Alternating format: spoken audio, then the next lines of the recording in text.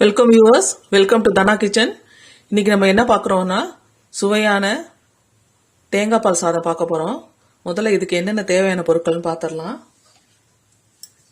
இதுக்கு ஒரு 10லேருந்து 20 பூண்டு பல், கொஞ்சம் சின்ன வெங்காயம், ஒரு 10 சின்ன வெங்காயம், ஒரு 2-3 பச்சை மிளகாய், கொஞ்சம் கொத்தமல்லி புதினா தலை, ஒரு சின்ன துண்டு பட்டை, கொஞ்சம் கருவேப்பிலை, தேங்காய் பால், ரைஸ், இவ்வளோதான் எடுத்திருக்கோம். வாங்க எப்படி செய்யலான்னு பார்க்கலாம். முதல்ல ஒரு பேன் வச்சுருக்கோம். பேன் சூடானோடனே நம்ம சமையலுக்கு என்ன யூஸ் பண்ணுறோமோ அந்த எண்ணெயை ஊற்றுறோம். ஏன்னா கடைசியாக கொஞ்சம் நெய் சேர்த்துக்கலாம். எண்ணெய் ஊற்றிட்டு எண்ணெய் காஞ்சிருச்சு. இப்போது காஞ்சோன்னே ஃபஸ்ட்டு என்ன செய்யறோம், இந்த 2 பட்டையை போடுறோம். போட்டுட்டு அடுத்து உரிச்சு வச்சிருக்க வெங்காயம், பூண்டு எல்லாத்தையும் ஒன்றா போட்டுறோம்.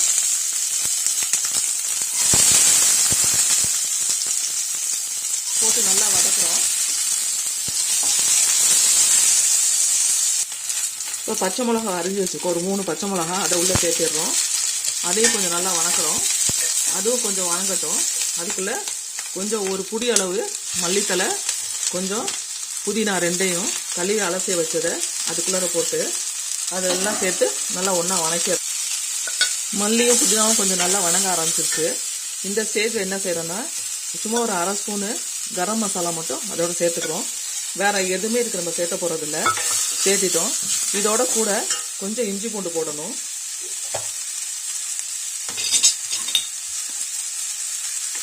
அதையும் சேர்த்திட்டோம். சேர்த்திட்டு இப்போ எல்லாத்தையும் சேர்த்து மொத்தமாக நல்லா வணக்கிக்கலாம். இதோட இன்க்ரீடியன்ஸ் இவ்வளோதான், இதுக்கு மேலே எதுவும் தேவைப்படாது. இது நல்லா வணக்கிட்டு ஒரு 2 டம்ளர் அரிசி எடுத்து நல்லா அலசி வச்சுருக்கேன். அந்த அரிசியை நம்ம இதுக்குள்ளே இப்போ சேர்த்த போகிறோம். அரிசியை சேர்த்திட்டோம். சேர்த்து அதையும் சேர்த்து கொஞ்சம் நல்லா அப்படி வணக்கிக்கலாம். இந்த சீரக சம்பா அரிசி தான் இதில் போட்டிருக்கேன். அதையும் சேர்த்து இப்போ கொஞ்சம் நல்லா வதக்கிக்கிறோம். சாப்பாடுக்கு தேவையான கல் உப்பு போட்டுக்கலாம். போட்டுட்டு இப்போ நல்லா கிண்டி விட்டுறலாம். இது கொஞ்சம் வணங்கிடுச்சு. இப்போது அரிசி ஒரு டம்ளர்னா தேங்காய் பால் வந்து ஒரு 2 டம்ளர் கணக்கு வரும். கம்மியாக இருந்தால் கூட நம்ம தண்ணி கொஞ்சம் சேர்த்து ஊற்றிக்கலாம். இப்போ நான் இதுக்கு தேவையான தேங்காய் பாலை சேர்த்து ஊற்றி குக்கரில் வைக்க போகிறேன். இப்போ தண்ணி ஊற்றி குக்கரில் வச்சுட்டோம். அது கொஞ்சம் நேரம் வேகட்டும். இப்போ இந்த டிஷ்ஷுக்கு பொருத்தமாக ஒரு சின்னதாக ஒரு கிரேவி வைக்க போகிறோம். பச்சை பட்டாணி, கிழங்கு, கேரட் போட்டு ஒரு குருமா மாதிரி பண்ண போகிறோம். வாங்க அதை எப்படி செய்யலான்னு பார்க்கலாம். ஃபஸ்ட்டு எண்ணெய் வச்சாச்சு. இதுக்கு ஒரு பேனில் வச்சாச்சு. இப்போ எண்ணெய் கொஞ்சம் ஊற்றுறோம். எண்ணெய் கொஞ்சம் ஊற்றினோன்னே எண்ணெய் கொஞ்சம் காயட்டும். காஞ்சோன்னே வெங்காயம் போடுறோம். ஒரு சின்ன சைஸ் வெங்காயம் வெட்டி வச்சுருக்கேன். அது வெங்காயத்தை போடுறோம். அதோடு சேர்த்து கொஞ்சம் கருவேப்பிலையும் போட்டுருவோம். போட்டு இதை ஃபஸ்ட்டு நல்லா வணக்குறோம். கொஞ்சமாக இஞ்சி பூண்டு சேர்த்துக்கிறோம். இந்த குருமாவுக்கு தேவையான இஞ்சி பூண்டு கொஞ்சம் போடுறோம். அதையும் போட்டு கொஞ்சம் நல்லா பச்சை வாசனை வர வரையும் நல்லா வணக்கணும். இஞ்சி பூண்டு வணங்கிருச்சு. இப்போ ஒரு 2 தக்காளி, ஒரு சுமாரான சைஸு, சின்னது இல்லாமல் பெருசு இல்லாமல் வெட்டி வச்சுருக்கோம். அதையும் இப்போ சேர்த்துடலாம். அதில் சேர்த்து நல்லா வணக்கிடலாம். வெங்காயம், தக்காளி, இஞ்சி பூண்டு எல்லாம் பச்சை வாசனை போகிற வரைக்கும் கொஞ்சம் வணங்கட்டும். இந்த குழம்புக்கு அளவாக ஒரு 1/2 ஸ்பூன் கல்லுப்பு போட்டுக்கலாம். போட்டு இதையும் சேர்த்து நல்லா வணக்கிடலாம்.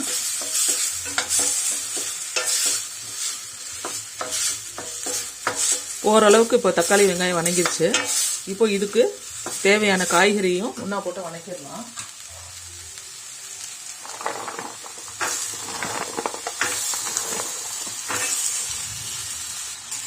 காய் நல்லா கொஞ்சம் வணங்கிருச்சு. இப்போ டிஷ்ஷுக்கு தேவையா ஒரு சின்ன கரண்டியில் ஒரு 1/2 கரண்டி கரம் மசாலா போட்டுக்கிறோம். ஒரு 1/2 டீஸ்பூன் மஞ்சத்தூள் போட்டுக்கிறோம். எல்லா குழம்புக்கும் ஒரே மிளகாத்தூள் தான். அந்த மிளகாத்தூள் ஒரு 1/2 ஸ்பூன் போட்டுக்கிறோம். போட்டு எல்லாத்தையும் நல்லா வணக்கி விடுறோம். இப்போது ஒரு டம்ளர் தண்ணி ஊற்றிடலாம். ஊற்றி இதை அப்படியே நம்ம குக்கரில் சேர்த்த போகிறோம். குக்கரில் சேர்த்து ஒரு 3 விசில் விட்டு இறக்க போகிறோம். இப்போ குக்கரில் சேர்த்துட்டோம். ஒரு மூடி போட்டு ஒரு விசில் போட்டு ஒரு 3 விசில் வர வரைக்கும் விட்டுட்டு அப்புறம் நம்ம இதை இறக்க போகிறோம்.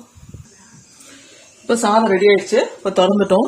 இப்போ லேசாக கொஞ்சமாக நெய் ஊற்றி அப்படியே கிண்டிடுறோம் சாப்பாடை. இப்போ நல்லா கிண்டிட்டோம். இப்போ சுவையான சத்தான தேங்காய் பால் சாதம் இப்போ ரெடி ஆயிடுச்சு. இனி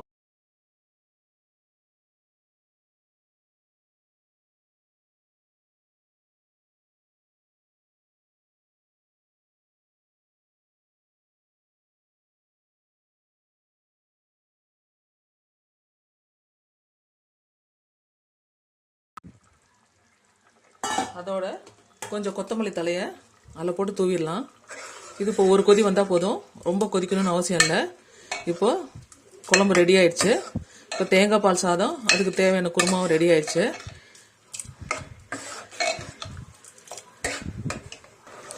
இப்போ சாதம் ரெடி ஆயிடுச்சு. இப்போ தேங்காய் பால் சாதம், அதுக்கு தொட்டுக்கிறதுக்கு குழம்பு, குருமா குழம்பு ரெடி ஆயிடுச்சு. இது உங்களுக்காக. பிடிச்சிருந்தா லைக் பண்ணுங்க, கமெண்ட் பண்ணுங்க, சப்ஸ்கிரைப் பண்ணுங்க. நன்றி.